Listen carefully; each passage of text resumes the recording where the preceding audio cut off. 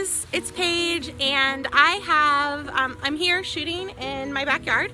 I have a little ornament here and the trees back here. I don't know if you can see that. But today I want to show you a quick tip. If you're somebody who has a digital SLR or a mirrorless camera or even a more sophisticated point and shoot, and you have manual, the option to shoot in manual, but you're not really sure where to start or even what settings to put your camera in, I'm going to give you a quick tip on how to do that. And it is cold here, so I'm going to go kind of quick because I'm outside and it's actually snowing right now as I'm shooting. So I don't know if you can see the snow coming down.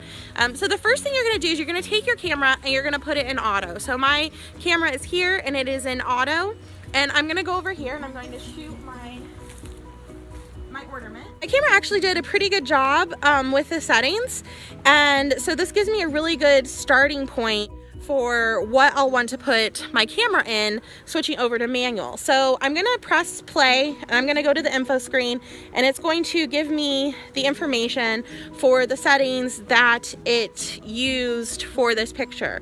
So the settings that it used, my f-stop, so that's your aperture, was 3.2. My shutter speed was 1/100th of a second, and my ISO was 200. So now I can go over and I'm going to switch my camera over to manual. So that's the M on your camera. So I'm switching it over to manual, and I'm going to go to my ISO and I'm going to make it 200. I'm going to make my shutter speed 1/100th of a second, and I'm going to put my aperture at 3.2. So now if I go and I take a picture, again, it's going to look pretty much the same as I had before, and it does, and that looks pretty good. But you know what I want to do? I actually want to have a little bit more bokeh in the back. So I'm actually going to bring my aperture as open as it can. So with this camera, that's 2.8. So I'm taking my aperture and I'm opening it up a stop. And then, so now when I do that, I'm going to have an overexposed image. So remember, the exposure triangle combines your aperture, your shutter speed, and your ISO. So if you make a change to one of the settings, you're going to have to change one of the other settings to compensate.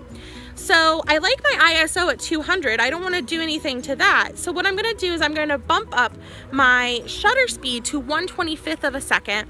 And what that's going to do is that is going to make the shutter close faster, which means the faster your shutter speed, the less light that's getting in. So by taking my aperture down a notch, because I want to have the widest depth of field that I can, and then, or the shallowest depth of field, I should say, and then bumping up my shutter, I actually have the same exposure value as I did with the first picture. So now I'm going to go ahead and I'm going to take a picture over here using those new settings.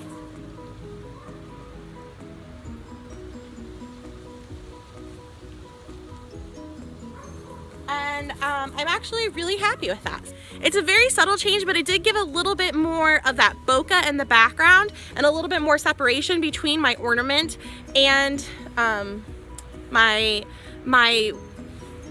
evergreen trees back here. So all you have to do to get the beginning starting point for your camera settings is go ahead and take your camera and put it into auto mode, take a picture, record the settings, and then take it into manual, and that will give you a starting off point on where you will take your settings and then how you can change them from there.